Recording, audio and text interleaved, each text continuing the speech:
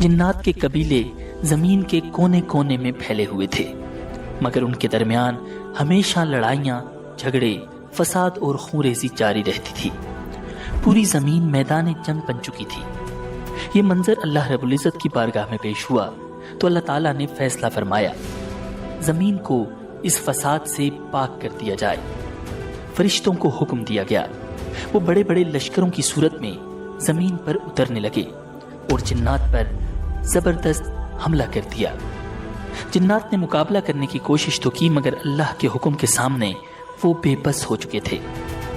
اس حملے میں بے شمار جنات ہلاک ہوئے، اور جو بچ گئے وہ پہاڑوں، جنگلوں اور دور دراز جزیروں میں چھپ گئے۔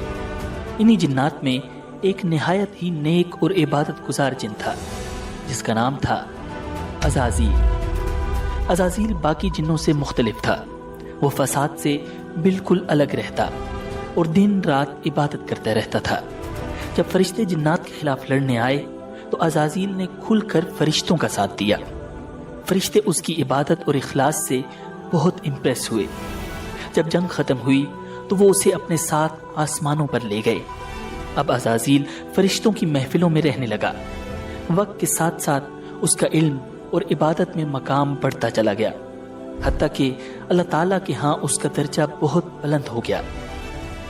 مگر اسی دوران اس کے دل میں ایک خاموش خواہش نے جگہ بنانا شروع کی، کاش زمین کی خلافت مجھے عطا ہو جائے۔ وقت گزرتا جا رہا تھا، پھر ایک دن اللہ رب العزت کی طرف سے ایک اعلان ہوا، ایک ایسا اعلان جو سب کچھ بدل دینے والا تھا۔ اللہ تعالیٰ نے ارشاد فرمایا، میں زمین میں اپنا ایک خلیفہ بنانے والا ہوں۔ تمام مخلوقات میں ہلچل مچ گئی۔ سب کے ذہن میں یہی سوال تھا کہ زمین پر اللہ کا نائب کون ہوگا؟ فرشتے زمین پر اس سے پہلے جنات کا فساد دیکھ چکے تھے، تو انہوں نے حیران ہو کر اللہ رب العزت سے عرض کیا، کیا تو زمین میں ایسے کو خلیفہ بنائے گا جو فساد کرے گا اور خون بہائے گا؟ حالانکہ ہم ہر وقت تیری تسبیح اور پاکی بیان کرتے ہیں۔ اللہ تعالیٰ نے ارشاد فرمایا، میں وہ جانتا ہوں جو تم نہیں جانتے۔ دوسری طرف عزازیل یہ اعلان سنتے ہی بہت خوش ہوا۔ وہ بہت کانفیڈنٹ تھا کہ اللہ کے ہاں اس کا جو مقام ہے، اس لیے اب اس زمین کی خلافت تو اسے ہی ملنے والی ہے۔ لیکن پھر ایک ایسا واقعہ ہوا جس نے سب کو حیران کر دیا۔ اللہ تعالیٰ نے حضرت اسرائیل علیہ السلام کو حکم دیا کہ وہ زمین کے مختلف علاقوں سے مٹی جمع کریں۔ حضرت اسرائیل علیہ السلام نے پہاڑوں، میدانوں، ریگستانوں اور زرخیز زمینوں ہر جگہ سے تھوڑی تھوڑی مٹی جمع کی۔ یہ مٹی مختلف رنگوں کی تھی، کسی جگہ کی مٹی نرم تھی اور کسی کی سخت۔ اس مٹی سے اب اللہ تعالیٰ نے ایک نئی مخلوق تخلیق فرمانا شروع کی، انسان۔ جب پہلے انسان کی تخلیق مکمل ہوئی تو اس کا نام رکھا گیا آدم۔ پھر اللہ تعالیٰ نے ان میں روح پھونکی اور یوں انسانیت کی ابتدا ہو گئی۔ اب تمام مخلوقات کی نظریں حضرت آدم علیہ السلام پر تھی کہ ان میں کیا خاص بات ہے، وہ کیسے سب سے ڈیفرنٹ ہیں۔ اب اللہ رب العزت نے حضرت آدم علیہ السلام کو خاص علم عطا کرنا شروع کیا، ایسا علم جو اس سے پہلے کسی کو بھی نہیں دیا گیا تھا، نہ فرشتوں کو نہ جنات کو۔ اب اس علم سے متعلق امتحان لینے کی باری تھی۔ اللہ تعالیٰ کی طرف سے فرشتوں اور حضرت آدم علیہ السلام کا امتحان لیا گیا۔ فرشتے کسی سوال کا جواب نہ دے سکے، جبکہ حضرت آدم علیہ السلام نے تمام سوالوں کے ٹھیک ٹھیک جواب دے دیے۔ اب فرشتوں پر بالکل واضح ہو گیا کہ انسان ان سے بہت سپیریئر ہے۔ انہوں نے اللہ رب العزت کے حضور عرض کیا، یا اللہ، ہم صرف اتنا ہی جانتے ہیں جتنا تو نے ہمیں سکھایا، بے شک تو ہی علم والا، حکمت والا ہے۔ اور پھر وہ دن آ گیا جب زمین کی خلافت کا فیصلہ کیا جانا تھا۔ مجلس میں تمام فرشتے اور عزازیل بھی موجود تھا۔ عزازیل کے دل میں انسان کے خلاف حسد کی چنگاری بھڑک رہی تھی، مگر اسے اپنی عبادت پر بہت ناز تھا، اور وہ سوچ رہا تھا کہ آدم تو بیچارہ مٹی سے بنا ہے اور میں آگ سے بنا ہوں، میں ہی یقیناً اللہ کے نزدیک افضل ہوں۔ خلافت تو مجھے ہی ملے گی۔ اور پھر اللہ تعالیٰ نے اپنا فیصلہ سنا دیا کہ زمین پر اس کا خلیفہ انسان ہوگا۔ عزازیل پر یہ خبر بجلی بن کر گری۔ وہ شوق میں چلا گیا۔ اس کی آنکھیں غم اور غصے کی وجہ سے سرخ ہو رہی تھیں۔ اب اللہ رب العزت نے تمام فرشتوں اور عزازیل کو حکم دیا، آدم کو سجدہ کرو۔ اللہ رب العزت کے اس حکم کے ساتھ ہی تمام فرشتے فوراً سجدے میں گر گئے، سوائے عزازیل کے۔ کسی کی مجال نہ تھی کہ اللہ کے حکم کا انکار کرے، مگر وہ بدبخت گردن اکڑائے غصے اور تکبر کے ساتھ کھڑا ہوا تھا۔ دربار خداوندی میں سناٹا چھایا ہوا تھا۔ اللہ تعالیٰ نے پوچھا، تجھے کس چیز نے روکا کہ تو سجدہ نہ کرے جب میں نے تجھے حکم دیا؟ ابلیس نے تکبر سے جواب دیا، میں اس سے بہتر ہوں، تو نے مجھے آگ سے پیدا کیا اور اسے مٹی سے۔ اللہ رب العزت نے نہایت جلال سے فرمایا، نکل جا یہاں سے، تجھے یہ حق نہیں کہ یہاں تکبر کرے، یقیناً تو ذلیلوں میں سے ہے۔ اب وہ عزازیل ابلیس بن چکا تھا، مردود اور شیطان، مگر بجائے شرمندہ ہونے یا توبہ کرنے کے اس نے اللہ تعالیٰ سے ایک حیران کن درخواست کی، مجھے قیامت تک مہلت دے دے، جس دن انسانوں کو قبروں سے اٹھایا جائے گا۔ اللہ رب العزت نے فرمایا، جا، تجھے مہلت دی گئی۔ لیکن ابلیس نے وہیں ایک اور اعلان کیا، جو کہ ایک چیلنج تھا، ایک سازش تھی۔ کہنے لگا، اب چونکہ تو نے مجھے گمراہ کیا ہے، اس لیے میں بھی قسم کھاتا ہوں کہ ان انسانوں کی گھات لگا کر تیرے سیدھے رستے پر بیٹھا رہوں گا، پھر میں ان پر چاروں طرف سے حملے کروں گا، ان کے سامنے سے بھی اور ان کے پیچھے سے بھی، اور ان کے دائیں طرف سے بھی اور ان کے بائیں طرف سے بھی، اور تو ان میں سے اکثر لوگوں کو شکر گزار نہیں پائے گا۔ اللہ رب العزت نے نہایت جلال سے فرمایا، نکل جا یہاں سے ذلیل اور مردار ہو کر، ان میں سے جو تیرے پیچھے چلے گا وہ بھی تیرا ساتھی ہوگا، اور میں تم سب سے جہنم کو بھر دوں گا۔ یوں ابلیس انتہائی ذلیل ہو کر بارگاہ خداوندی سے نکل گیا۔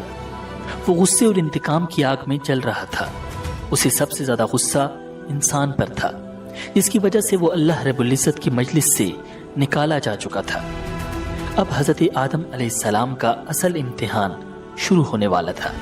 انسان اور شیطان کا مقابلہ شروع ہونے والا تھا۔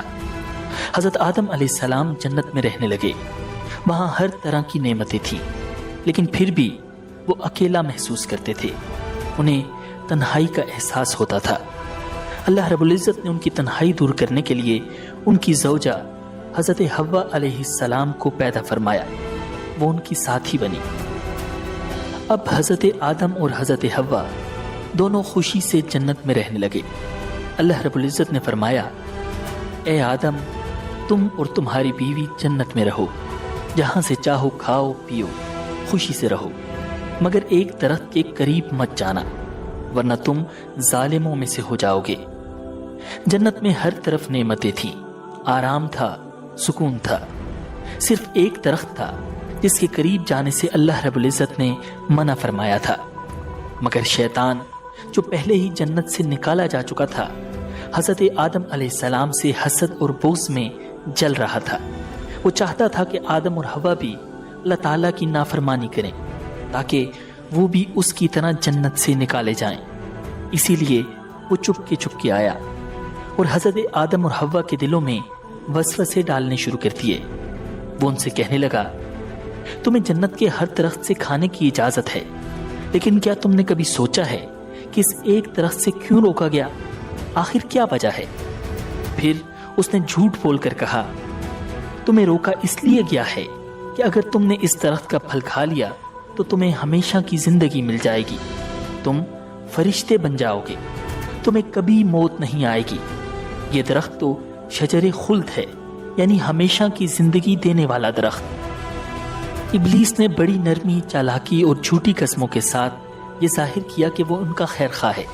وہ بار بار کہتا رہا، میں تم دونوں کا بھلا چاہتا ہوں، میری بات مانو، اس درخت کا پھل کھا لو، دیکھنا تمہیں کیا مقام حاصل ہوتا ہے۔ حضرت آدم اور حوا نے کبھی جھوٹ سنا ہی نہیں تھا اور نہ کبھی کسی کو اللہ کی جھوٹی قسم کھاتے دیکھا تھا، تو بالآخر وہ دھوکہ کھا گئے اور اس درخت کا پھل کھا لیا۔ بس یہی وہ لمحہ تھا جس نے سب کچھ بدل دیا۔ اللہ تعالیٰ کا حکم ٹوٹ چکا تھا۔ جیسے ہی انہوں نے پھل کھایا، فوراً جنت کا نورانی لباس ان کے جسموں پر سے غائب ہو گیا اور وہ گھبرا کر جنت کے پتوں سے خود کو چھپانے لگے۔ ان پر ایک دم شرمندگی چھا گئی۔ اللہ تعالیٰ نے حضرت آدم کو پکارا، کیا میں نے تمہیں اس درخت سے منع نہ کیا تھا اور یہ نہ کہا تھا کہ شیطان تم دونوں کا کھلا دشمن ہے؟ دونوں نے جب اللہ کی پکار سنی تو مارے خوف کے کانپ اٹھے۔ حضرت آدم اور حضرت حوا علیہ السلام بہت غمگین تھے کہ ان سے کیا گناہ ہو گیا، کیسے وہ شیطان کے دھوکے میں آ گئے۔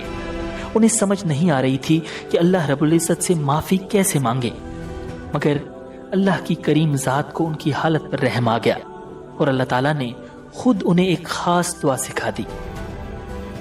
ربنا ظلمنا انفسنا وان لم تغفر لنا وترحمنا لنکونن من الخاسرین۔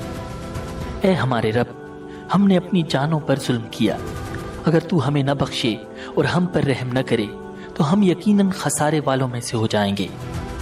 حضرت آدم اور اما حوا نے یہ دعا مانگنا شروع کی تو اللہ تعالیٰ نے ان کی توبہ قبول کر لی اور یوں توبہ کا دروازہ ہمیشہ کے لیے کھل گیا۔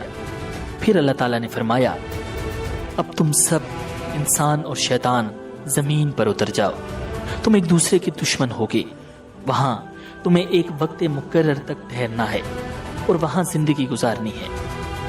حضرت آدم اور حضرت حوا کو جنت سے اتار کر اس زمین پر بھیج دیا گیا۔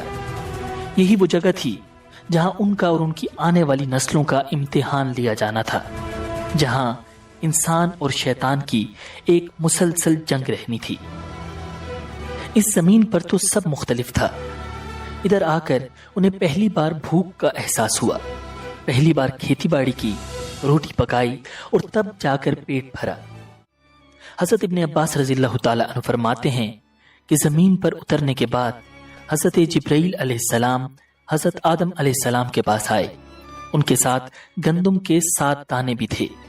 حضرت آدم نے پوچھا، اے جبرائیل، یہ کیا چیز ہے؟ حضرت جبرائیل علیہ السلام نے جواب دیا، یہ اسی درخت کا پھل ہے جس کے بارے میں آپ کو منع کیا گیا تھا، لیکن آپ نے وہ کھا لیا تھا۔ حضرت آدم نے فرمایا، اب میں ان دانوں کا کیا کروں؟ حضرت جبرائیل نے کہا، انہیں زمین میں بو دیجئے۔ حضرت آدم نے ان دانوں کو زمین میں بو دیا۔ یہ دانے بہت وزنی اور بڑے تھے، دنیا کے عام دانوں سے کہیں زیادہ۔ کچھ عرصے بعد وہ دانے اگائے۔ حضرت آدم نے فصل کاٹی، دانے صاف کیے، پھر انہیں پیسا، آٹا گوندا اور روٹی بنائی۔ یوں حضرت آدم علیہ السلام نے زمین پر محنت کر کے کھانا کھانے کا طریقہ سیکھا۔ اسی طرح حضرت آدم علیہ السلام کا پہلا لباس بھی حضرت جبرائیل علیہ السلام کی مدد سے تیار ہوا۔ وہ بھیڑ کی اون سے بنا تھا۔ پہلے انہوں نے اون کاٹی، پھر چرخے پر دھاگا بنایا، پھر حضرت آدم علیہ السلام نے